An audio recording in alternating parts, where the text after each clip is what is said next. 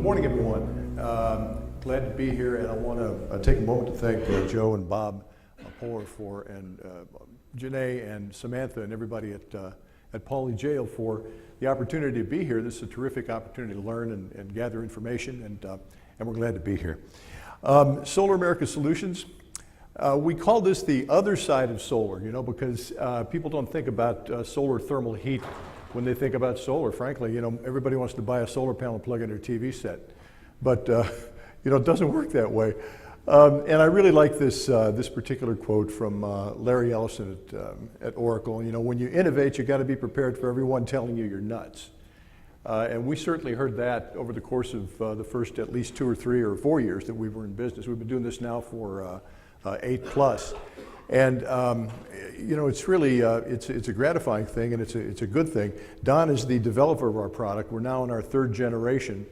Very efficient. We can save somewhere in the neighborhood of 50 to 60% on fuel bills, natural gas, propane, depending on what you know someone is burning in their facility. We've done a lot of work in corrections, as a matter of fact.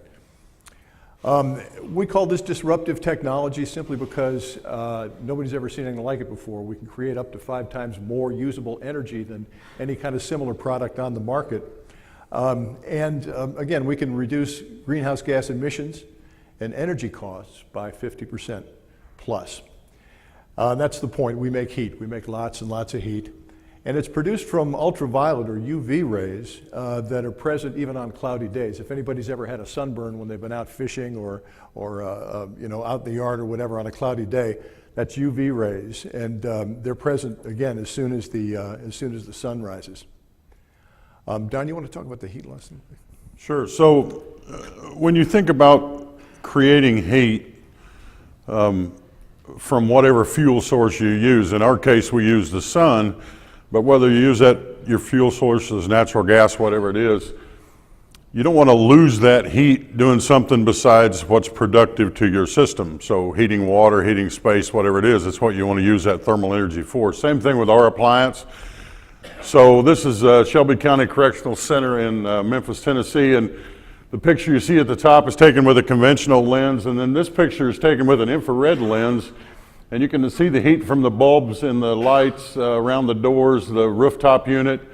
But what you can't see is any heat escaping from our solar array, and we're very, very proud of that. Every BTU that we produce, we save, and we send it in to save you money. That's the whole point of what we do, and that's how we do it. We protect every bit of thermal energy we create so that you can use it to save money. So Charlie talked about UV rays, and we're going to talk about some stuff here for a minute that's probably a little foreign to you, things like solar radiation and UV rays and all those sort of things. But if you bear with us, what we're really talking about is a fuel source that's different than what you're hearing about. So we want to explain that fuel source just a little bit so that you understand how our appliance works. So UV rays, maybe you've heard of them, maybe you haven't. It's one side of the light spectrum. You have a complete light spectrum that goes from UV to infrared. We use about center to the left UV side of the panel. That's the part of the solar radiation, if you will, what comes from the sun. That's the part we use to create thermal energy. So UV rays, anybody ever seen this kind of thing?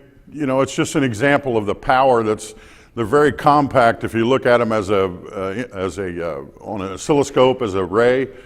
Lots and lots of energy there. We've all seen roofs that did this over time. We've seen shingles that did this over time. Probably all of us have experienced this one time or another, and it's extremely unpleasant. But it speaks to the power of the UV rays that we harness. And so the science behind our solar thermal panel, and I'm not going to bore you too much. I'm kind of a solar geek. As Charlie said, I invented this thing, so it's like my baby, and you know how it is when you have a kid, you want to bring it out and show it to the public and everybody get acquainted with your lovely baby. So I have a tendency to get a little over exuberant. So just throw something at me if that happens. But you can see what happens is we have solar radiation. That's the arrows coming to our evacuated tube. And that evacuated tube is one glass tube inside of another with vacuum between them. The purpose of the vacuum is an insulator. So if you remember the picture we looked at, no heat loss, That's a great insulator. We're at about 9 torr, which means if you were in between the two, you'd be just like the guys in space, no air. And then we transfer that heat to a fluid that goes to a heat exchanger and puts the heat into the stream that you're trying to heat, so you don't have to use a boiler or a conventional fired appliance. We become the primary source of heat. Your boiler or space heating appliance or whatever we're applying BTUs, thermal energy to, becomes secondary. So it's a thing that you have to think about. Not only is there a huge budget to build your building, but then thinking of ongoing operational costs. That's where we really come into play, is if you put this in on the front end, we're going to cut your budget, cut your needed expenditures as we move through the project. Yes? Do you find that there's a cutoff where the building has to be a certain size, or has to have so many cells or use so much energy that before you can become cost effective? Actually, not so much, and I'll tell you why. Because our panel is very predictable in its output.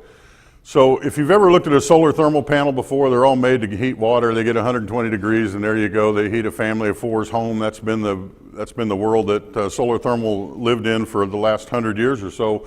We're a completely different animal. So we know how many BTUs we're going to produce. So we're just like sizing any other piece of mechanical equipment. Regardless of what your load is, we can size to that load, and we're going to cut the cost of that operationally by 50 or 60 or 70%. So whether you're using 60 million BTUs an hour or 10 million BTUs an hour, we can participate because it's very predictable technology. Great question, thank you. Okay, so the second thing I want to talk about is we're going to talk about this crazy thing called solar radiation just for a minute. Anybody ever heard that word before, solar radiation? Awesome, man, cool. Normally we get no hands raised. So you threw me off a little bit, man. So solar radiation is what the word is for all the energy that comes to us on the earth from the sun. All right, and conventional thinking was, okay, we're going to take a measurement of how much energy there is coming from point A, the sun, to point B, a solar collector, and we're going to say, okay, then the sun can only make X number of BTUs per square meter per day. And that's a common measurement used in solar engineering for the last 50 years or whatever. And then we come along, and we think differently than that because we're on the UV side. And so we got to looking in, okay, you have beam, that radiation, point A to point B, you have beam radiation available. But what happens when you have these compact rays on the UV side that hit a building or hit a tree or hit a roof line or hit a car or the sidewalk? What happens to them? They bounce.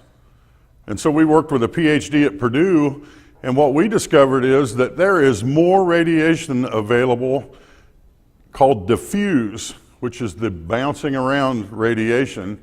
There's more available on the diffuse side than there is on the beam side, but nobody's looking at that and nobody's trying to harvest it. That's where our technology comes in. We want it all.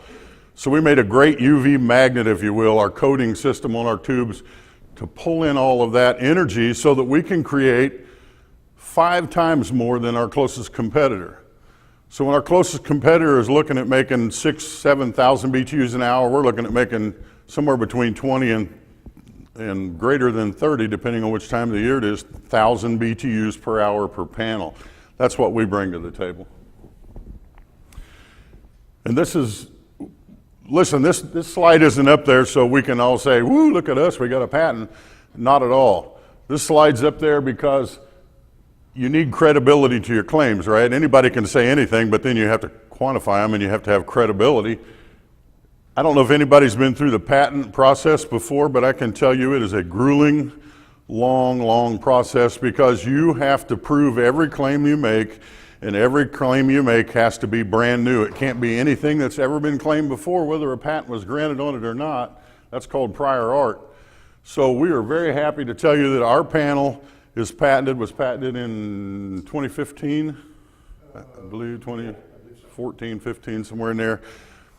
First patent on this type of equipment since 1981 or 2. So that's how wildly different we are. That's why that slide's up there. Okay, we'll talk a little bit about kind of some of the results we've been able to get from our installations. Wabash Valley, in fact, some of the guys from IDOC are here today. Wabash Valley, that was our first correctional installation. And it was back in 2012, but when we got this thing assembled and put on the roof and turned it on, it was December already, which is the least available daylight, the month with least available daylight. And we were able to save 43% on natural gas, and that average came up to about 52%, I think, over the course of the entire year. And we reduced greenhouse gas emissions, and payback was under 4.5 years. It was actually under 3. I don't know where that 4.5 came from. But, Newcastle, also IDOC, a 20-panel array up there providing institutional domestic hot water. Installed in 2015, about a 60% savings, and payback again under 5 years. Ross Correctional Institute over in Chillicothe. This is the largest non-utility installation of its kind in North America, 400 of our units, space heating and domestic hot water, and it's saving in the neighborhood of $400,000 a year on their gas bill. Nevada Southern Detention in Pahrump, Nevada. Anybody ever been to Pahrump, Nevada? Yeah, you have, right? Is this a trick question or? No. Yeah. I was there to look at this facility only. Yeah, all right, okay. 50 of our units, 62% annual savings and about 3.5-year ROI. This one was interesting because you see some of the racks on the roof getting ready for installing. On the rest of the buildings, though, they wanted them off on the, as a ground mount, and we had to run how many feet of pipe, insulated pipe? About 4,000, Yeah, 4,500 feet.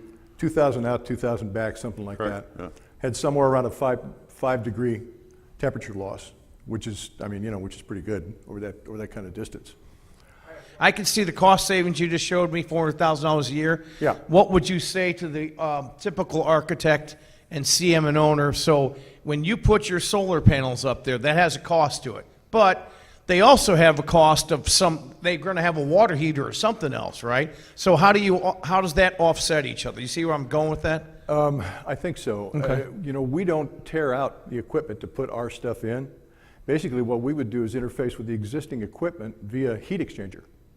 Okay, so what we're doing is for instance, in a steam boiler situation, let's say we're putting water in the DA tank, we'll heat that to 180, 190 degrees or whatever, so that when it gets into the boiler, you can't put 50-degree water in a boiler. You're going to shock it, it's going to break and blow up and all that kind of stuff. So now you only have to heat the water from 180 or 190 up to 212 up to steam. There's your savings. It's a tremendous amount of savings. Gotcha. Yeah. And you can also reduce some of the redundancy that you look at on the design side if you're on the front end. Well, that's kind of what I was getting at. Yeah, too. reducing some okay. redundancy so your equipment costs can be lowered because you're buying maybe less equipment or smaller equipment, if you will, because we're going to be your primary source of heating. So we never say, oh, you don't need a boiler because, the sun doesn't shine 24 hours a day. So obviously you need a boiler, but you may need a smaller boiler. And you can do things like adjusting fender shower schedules and those things to make sure your load is taken care of on the solar side so you can have smaller equipment or less redundancy from the traditional mechanical side. Well, I think that's pretty interesting because there's another presentation coming up today. Speaking of new technologies, the Willoughby people that are here with the showers and they have a water management system now that Sure. we're starting to incorporate. So I think this all kind of plays together into an overall cost savings for the owner, right? Sure, absolutely. Absolutely. Yeah, got it. Okay. Again, Don's favorite place, Pahrump, Nevada. But, we didn't, this is Brian Shaning, the maintenance supervisor, good guy. He said, hey, look, I don't see the numbers, but I know how many propane trucks come in and out of here every year. And, between July and December, we only had 3 this year. We generally have 6. And, a lot of these remote facilities, obviously, as you know, are burning propane because there's no gas lines. Logansport, juvenile correctional facility, another IDOC installation. And this one was a ground mount. And this one also has the educational program for the kids in their GED programs and so forth. But again, 60% savings, about a 4.1-year return on investment. Shelby County, which we talked about earlier, they've got operating temps somewhere in the 325 to 350 range.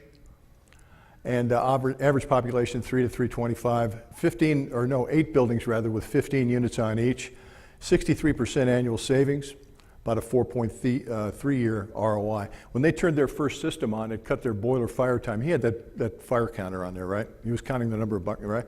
The boiler fire time from, gosh, what was it? It cut it by 75% or something about outrageous. 80% reduction because it was the perfect time of the year. But Right. I think overall, it's about 65. Right. And additional county jails, Louisville, Kentucky, Metro Corrections, and Boone County Jail here in Indiana. If we make any point to you today, we understand corrections. We work in corrections and with correctional facilities. And we understand, kind of to the point of the last presentation, you know, security, the number one goal. We understand compacted work days. Got to check the tools in and out. What goes in comes out, or we all stay there till they find it. You know, our background checks for all our installation guys can all pass background checks. Everybody's, you know, straight up and above board. Generally, what we do is when we go into a facility, talk to the folks who run it and find out what their security processes and procedures are. We work our work schedule around those because, again, number one, maintain security. And again, this is a highly scalable solution. To Don's point, we know what the panel is going to do. It's very predictable. Ross Correctional, 400 units. And this is one of my favorites, the Woody Warehouse out here west of Indianapolis. They've got 5 units. They make, or they grow hardwood trees, but they've got a radiant floor application. So it never gets below about 55 or 60 degrees at night in the winter in there. Works perfectly. They're again in a remote location burning propane, which they don't burn. I don't think they burn their boiler on that, you know, on that facility at all. Hey, cloud-based data monitoring. Briefly, this is kind of what the control units look like, and this is where we set the high-end and low-end set points. In other words, maybe your set point on the low end is 120. So if it drops, the temperature of the water drops below 120 at night, the boiler will kick on with the traditional fuel, gas or whatever. And 180, usually 180, we don't like to go about 180 or so. You start to build pressure and steam and so forth in a non-pressure system. But it will cut that at 180 and just dissipate it off into the atmosphere. You know, we hate to waste heat, but it's okay, we'll make more tomorrow. And this is what kind of the data, some of it looks like. Looking at, again, this is from Logansport. What you see along the bottom, that flat line in the middle there, that's nighttime, and that's 120. That's the set point, that's where the boiler's running. As soon as the sun comes up, we start to make heat. The peaks on the orange peaks represent the system temperature, the green peaks, the water temperature that we're heating. And you can see it's somewhere around 150 to 160 degrees continually, you know, over the course of the month. We like to show September because that's a month that, you know, shorter daylight and so forth. But it kind of makes the point that you know, we can absolutely play in this game and save a lot of money operationally for our customers. Yeah, so I get involved. One thing I'd like to tell you is we're probably not your typical solar company for a lot of reasons, but one of the main things that we're proud of is we're very heavy on the engineering design side. So we're not just a couple of guys that found a really cool panel on the internet and bought it and sell it out of our garage with a new label on it. This is our panel. It's developed in Indiana. It's a lot of the parts and pieces that go into that panel are manufactured in Indiana. We're headquartered in Indiana, and we're very, very heavy on the engineering side. So, you know, I've got like 40 years experience in the HVAC industry, heavy in boilers, a lot of steam boiler work. So mechanical stuff is where I'm from, and really this is a solar-fired boiler. That's how I look at this appliance because that's how it basically works. And so we're very heavy on the engineering side, so we're going to be with you every step of the way through inception, design, engineering, all the way through until it's completed, commissioned, and proving itself to work as we said it would. So when we talked earlier about solar radiation, I'm going to talk about it a little bit more. This is a radiation map that was created by the National Renewable Energy Lab. And they and NASA have been watching what's going on with the sun and weather in general since you know, the 50s or whatever. So there's a huge database of average solar radiation availability across the country, and each one of those black dots is a monitoring station But what's pretty cool is people think, wow, we live in Indiana, you can't use solar in Indiana. Well, you can. And if you look at this map, what you see is there's a huge swath of the country that all has the same solar radiation availability, and so we're the same as, like Georgia and Montana and all over the place.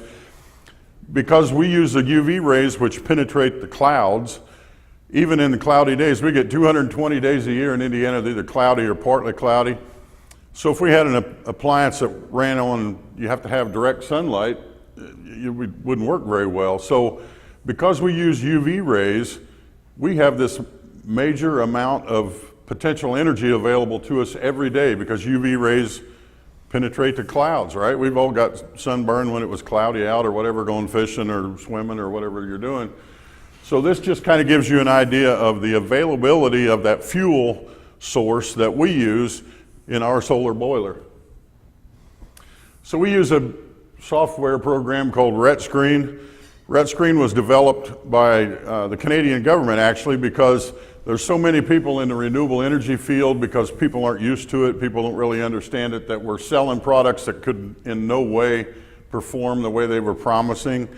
And so the Canadian government said, wait a minute, let's come up with a software program where you can hardly put anything in other than where the thing's located and how many panels you're putting on basically, and what your parameters of your project are, and we'll spit out what the results are going to be. That's why we use it.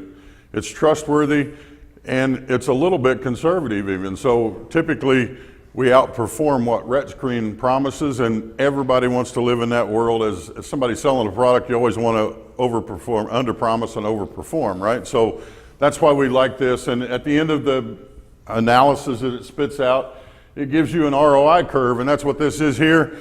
So where the lines cross, that's where you have saved enough money to actually pay for the entirety of the project. And then it goes on for the expected life of the product, in our case the solar array, and shows you how much money you're going to save over time. In this case it was, whatever that says, $1 million or something. So nice, it paid for itself in about 3 years, and you save $1 million over the lifetime of the equipment. Pretty cool stuff. So you can have the best product in the world, but if it's not installed properly, the system's not designed properly, it's not going to perform at the level it should. So we're very picky about who installs our product. They have to be certified by us, the manufacturer.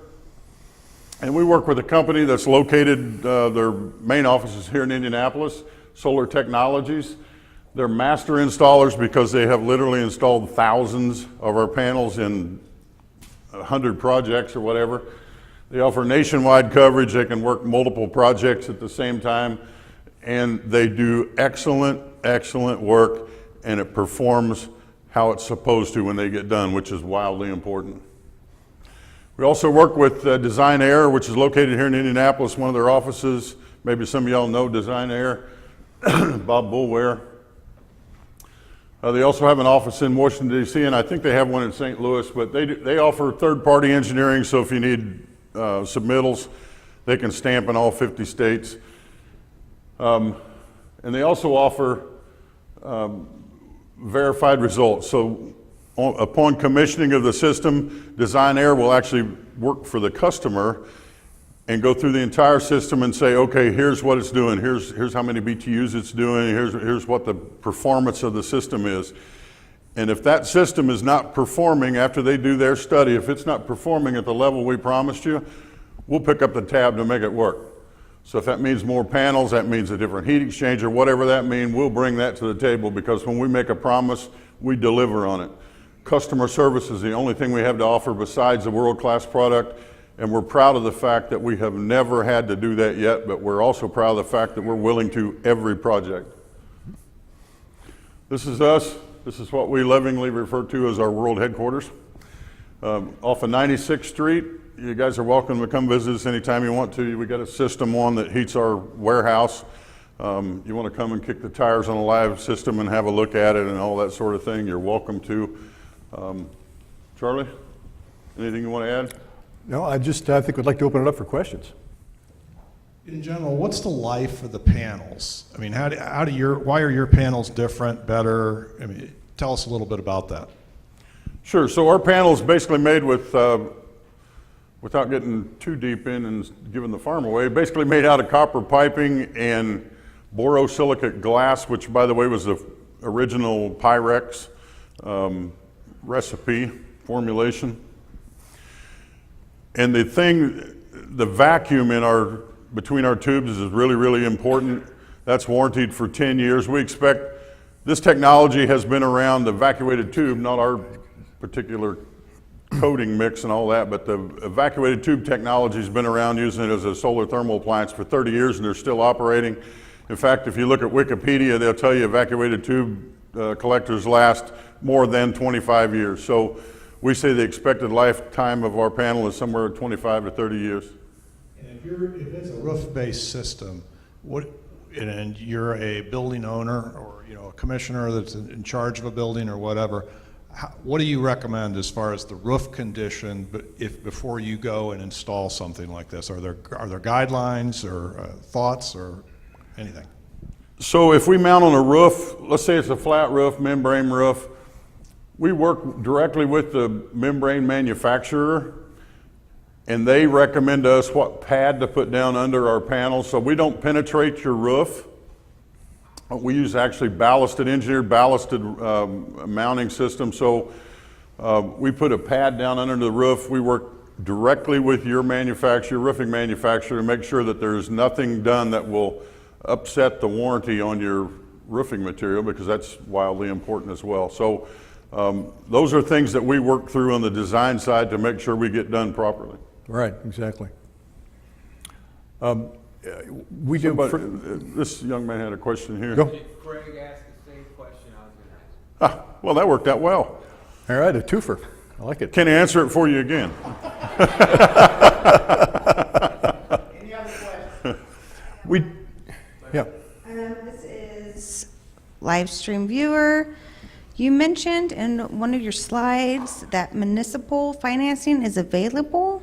Any idea what that interest rate looks like? And are there any other ways to bring installation costs down? Yeah, we have a couple of different financing arms and folks that we can go to. The municipal rate is, I believe, 3.9%. And a program can be constructed to move this or to pay for itself over the course of 7 to 10 years. And everything we've ever seen, the cost of the financing and the monthly payment is at or less that of which you're budgeting for your fuel expense. The other thing that you can do to reduce installation costs too, is possibly provide some labor. And I've got a customer in the room here, Kevin Orm from IDOC. No, don't be looking around. That's where we started our training program. Basically, was with your guys at Wabash Valley, and I'm wondering if you could say a couple of words about that. We've used defender labor to do the installation we use as a team. You got to wait for the microphone, Kevin. Oh, because people can't hear my voice. There you go. So we've done several installations with Solar America. I don't do marketing for them, so bear with me. I'm a corrections professional.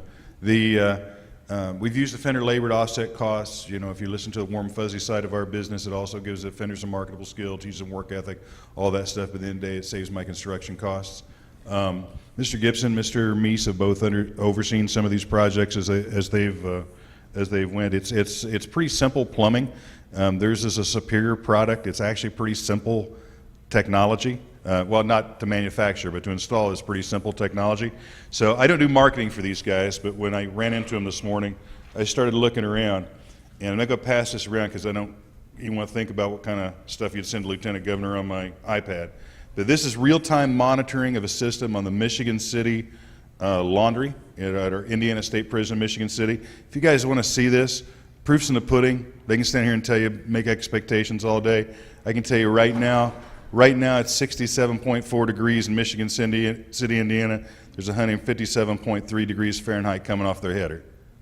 I don't do sales, folks, but that's money. You folks that look at the utility bills, how many folks in here actually see the utility bill for their county jail? Sometimes it's pretty staggering. That's money. If you can offset your heating costs in your offender laundry, your food production facility, and offender showers. That's your three biggest water signatures that I've ever seen in any correctional facility I've ever looked at. That's where your money's at. That's how you pay for your system. There's all kinds of grants out there. There's folks out there eager to give you grants to put these on top of your jails and stuff. If you ever want to see it, I don't market for these guys. You ever want to see one in action? Come to one of our joints. Give me or my guys a call. We'll take you through and we'll show you how it works on the street. Thank you, Kevin. We'll have your check ready after the presentation. Hold on, got just one real quick thing. When we tell you we can work in cloudy weather and cold weather. Here we are with our test panel, and it is 19 degrees out, wind blowing 8 miles an hour. We're 298 degrees, and you can tell that it's just a very cold winter day. And let's see if we can find the sun. Yeah, that's the sun. So you can tell that we're very overcast today and still producing right at 300 degrees. Pretty impressive for the SunQuest 250. Thank you, folks.